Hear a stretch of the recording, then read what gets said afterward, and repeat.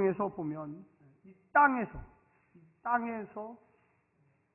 복을 받는다라고 하는 그 개념과 가장 밀접하게 연결되어 있는 게 부모와의 관계입니다. 사람마다 다 다르죠.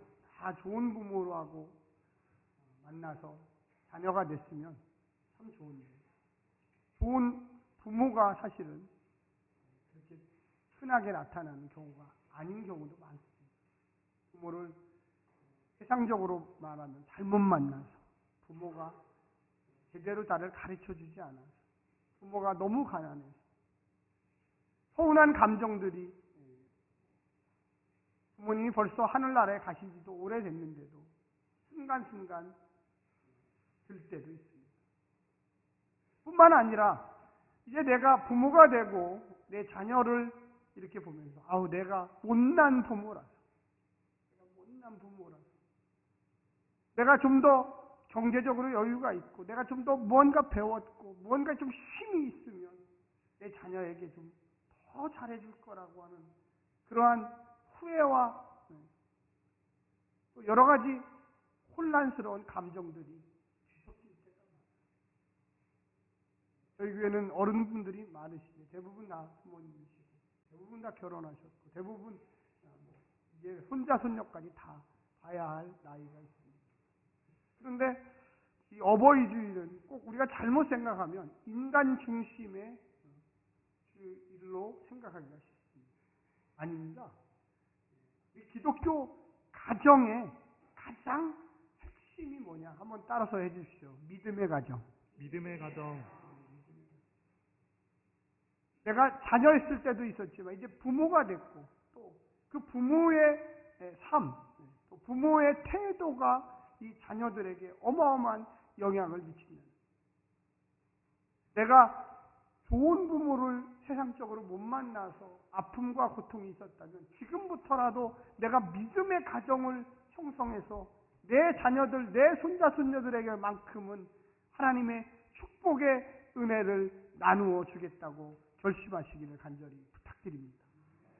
오늘 본문에 그 핵심이 들어있어요.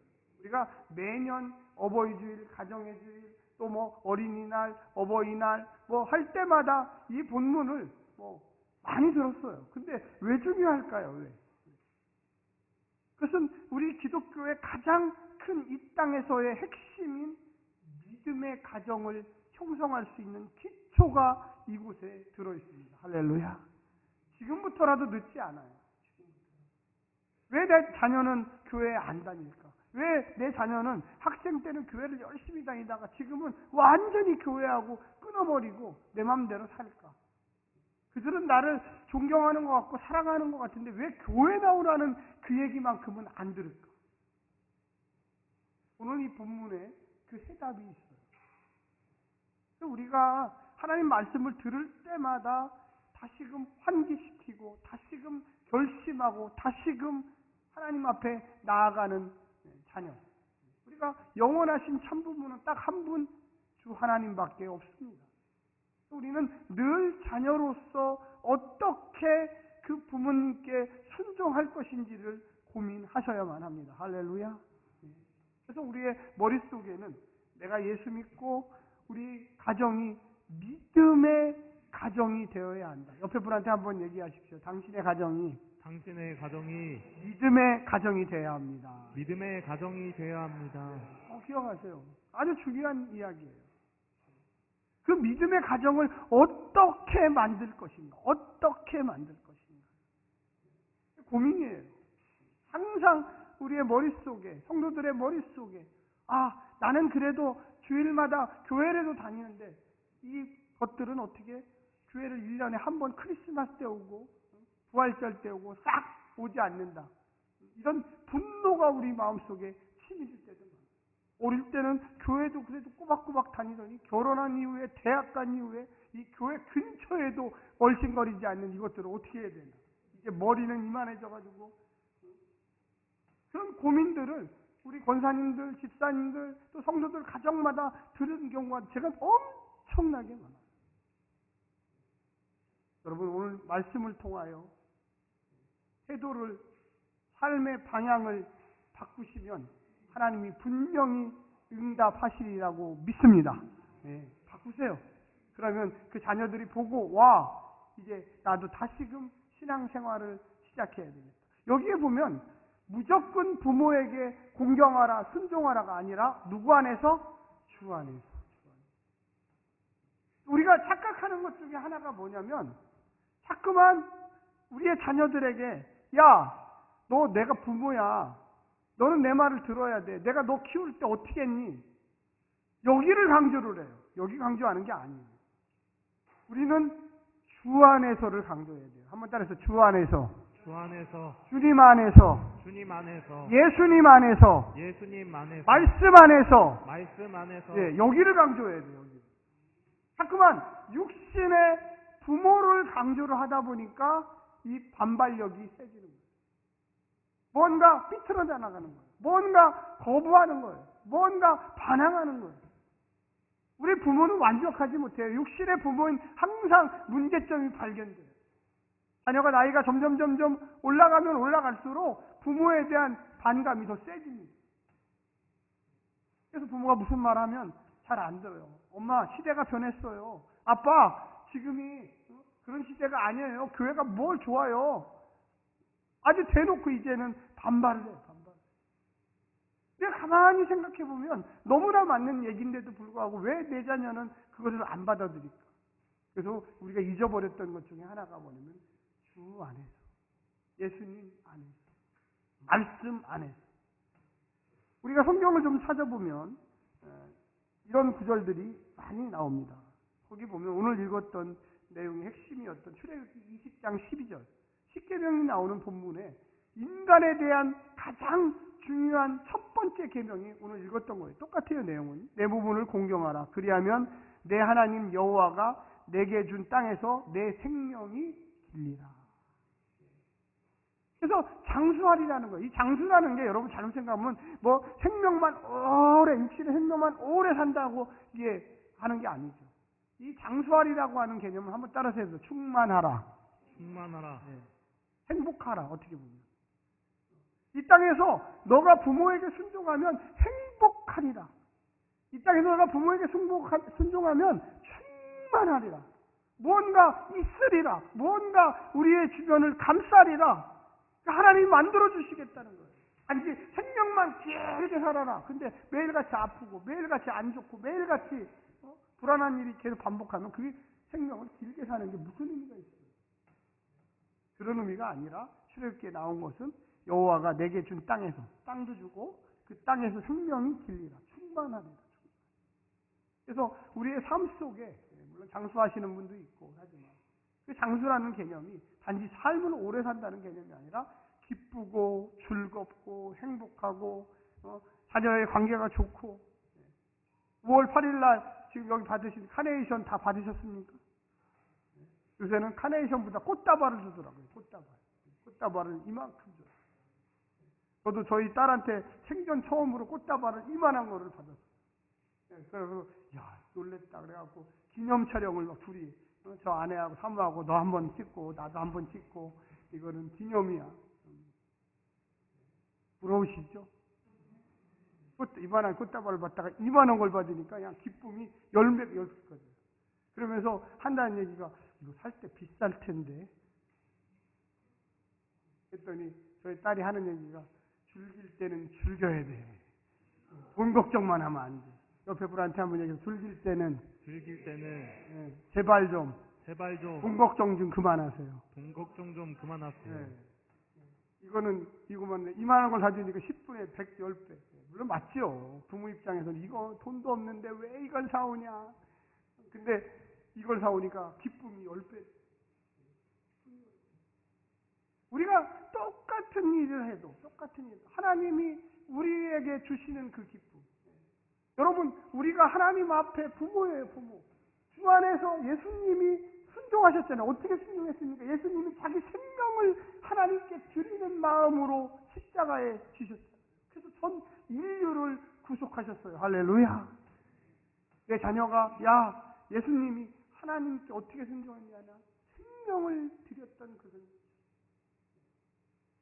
무조건 순종하라는 게 아니에요. 성경에 그렇게 나와 있다.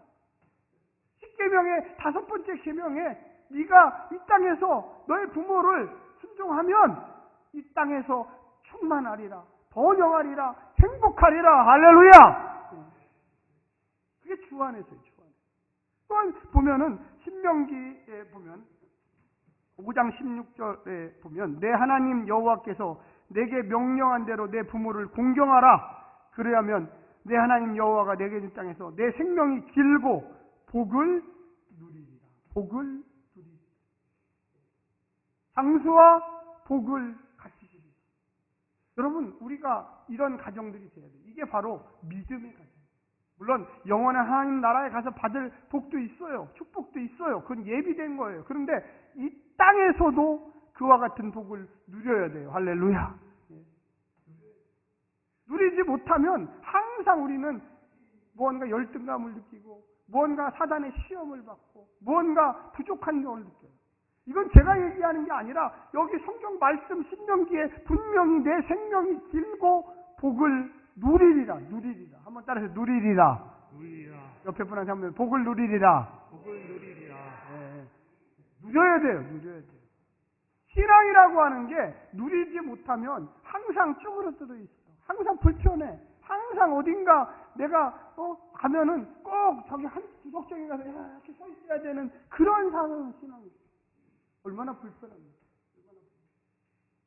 저는 지난 5월 8일 날 저희 부모님이 일찍 돌아가시고, 물론 어머님 늦게 돌아가셨지만 아버님이 일찍 돌아가셨어요.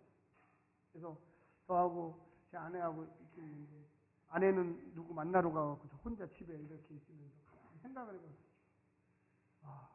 아버님이 고등학교 1학년 때 돌아가셨는데 나는 누구에게 감사를 하지?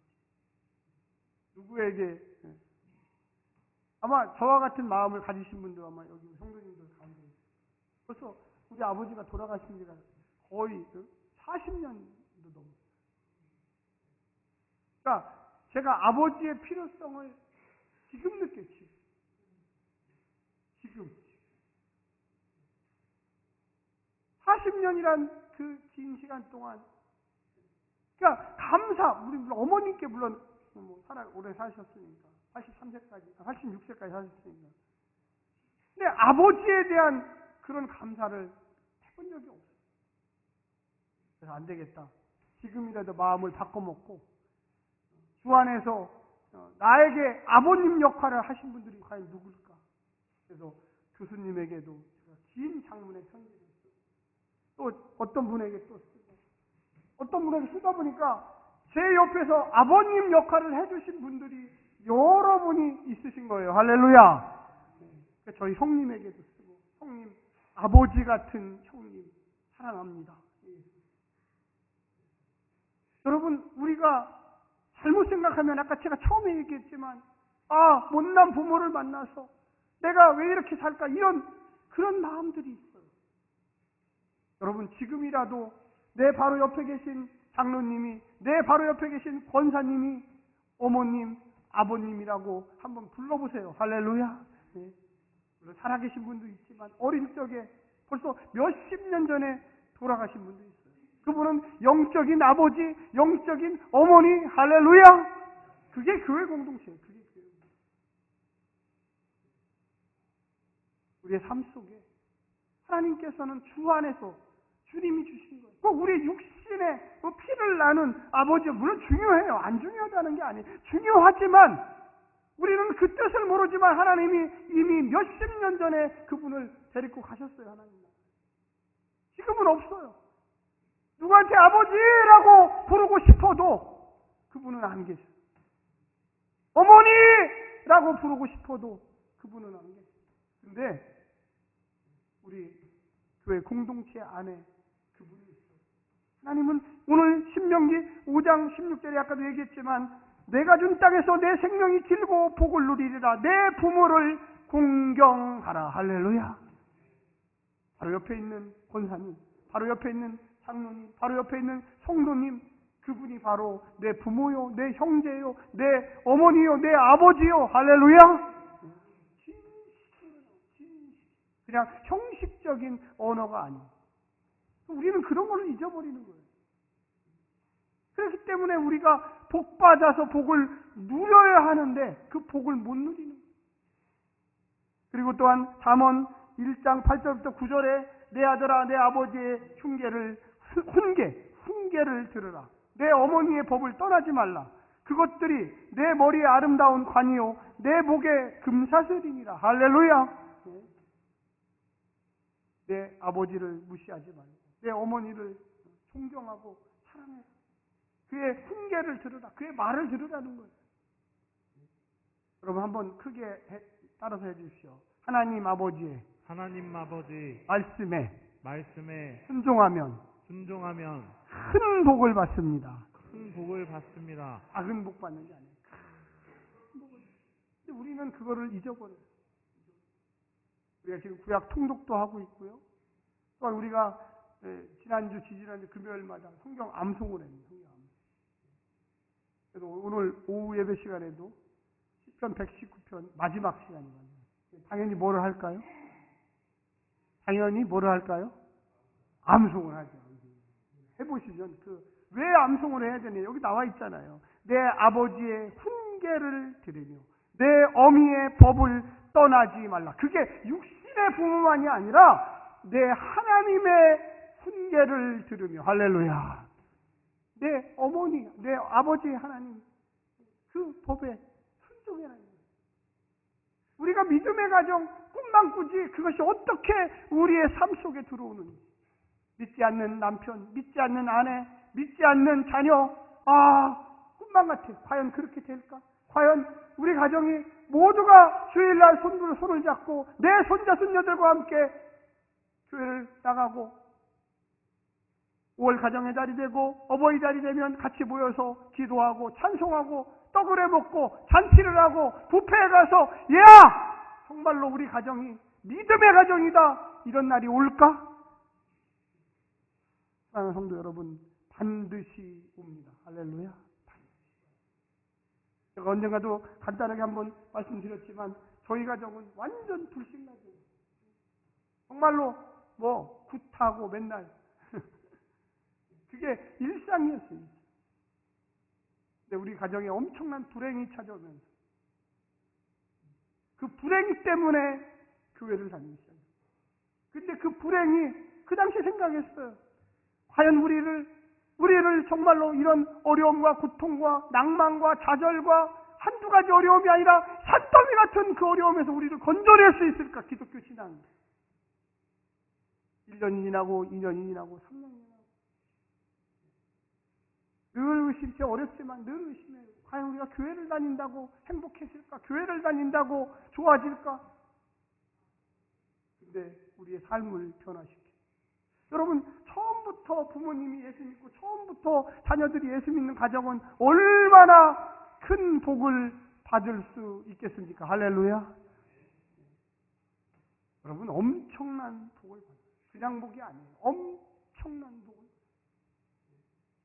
이게 바로 하나님 부모님, 하나님 앞에 말씀에 순종하는 거예요. 이게 바로 주 안에서 순종하는 거예요. 하나님은 조그만한 복은 주시지도 않아요. 주실 거면 하나님께서 큰 복으로 역사하신다는 걸 여러분 믿으시기를 간절히 부탁드립니다. 오늘 본문에 뭐라고 이야기합니까? 내 아버지와 어머니를 공경하라. 2절입니다. 이것이 약속 있는 첫 계명이다. 약속 있는. 이거는 반드시 지켜야 될 첫 계명입니다.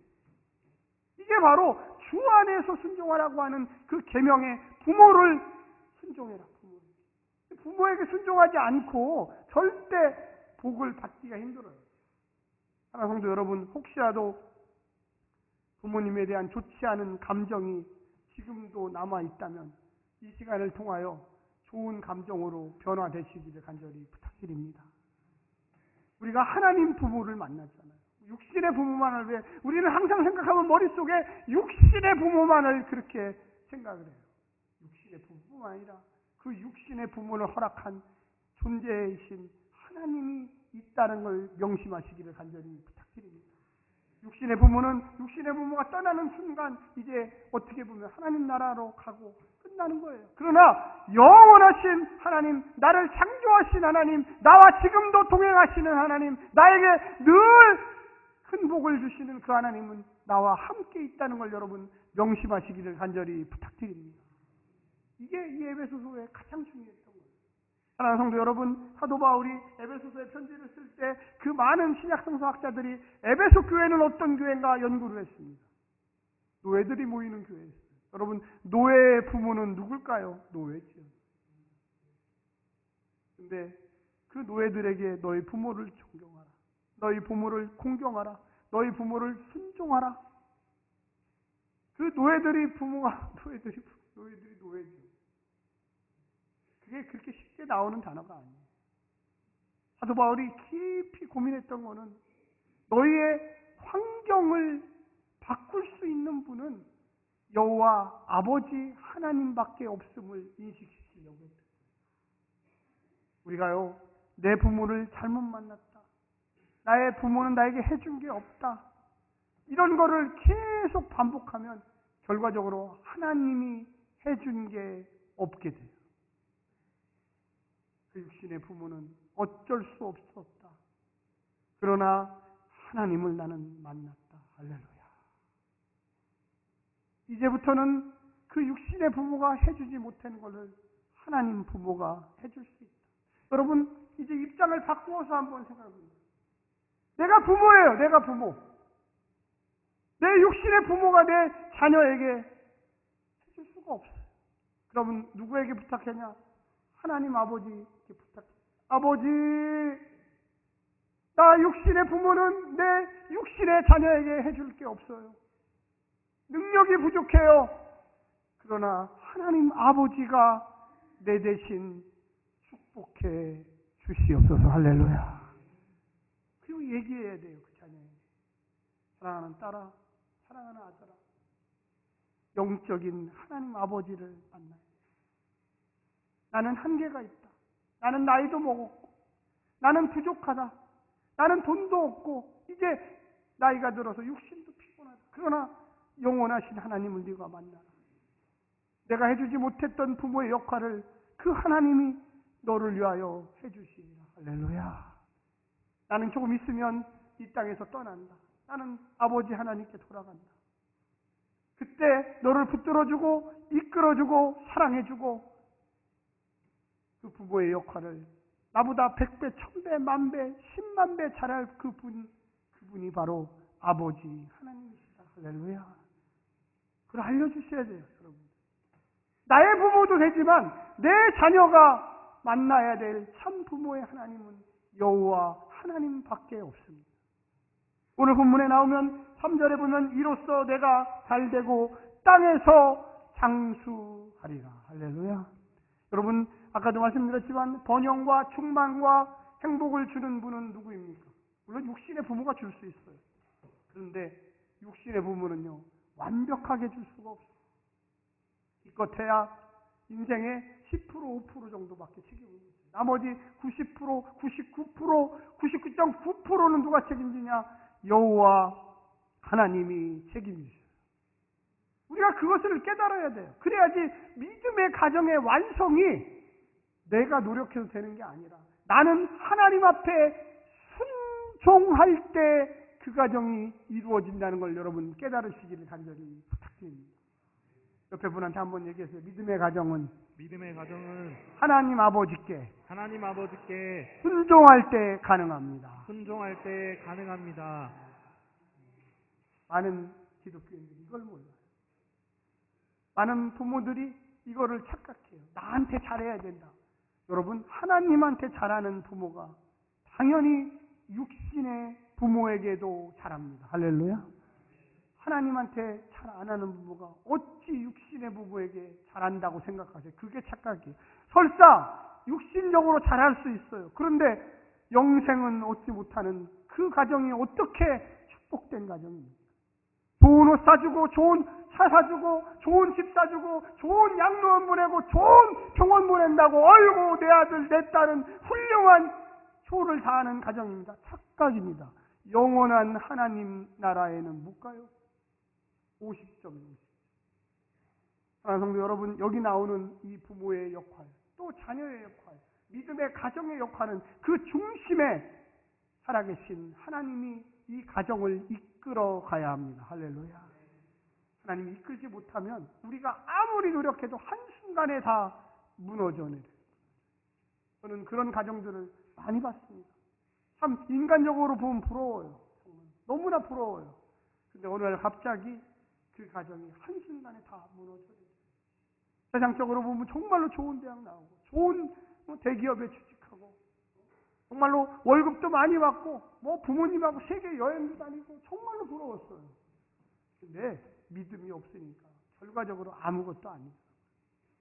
어떻게 보면 좀 초라하고 어떻게 보면 참 불쌍한 것처럼 보여도 두 손 꼭 잡고 우리가 믿음으로 살아야 한다. 이 땅이 다가 아니다. 영원한 하나님 나라가 있다. 그곳에서 만나자. 사랑한다. 그 한마디가 얼마나 기쁘고 즐겁고 희망차고 길어야 이 땅에서 100년인 인생 영원한 하나님 나라는 끝이 없이 기쁘고 즐거운 나라임을 여러분 깨달으시기를 간절히 부탁드립니다. 기도하겠습니다.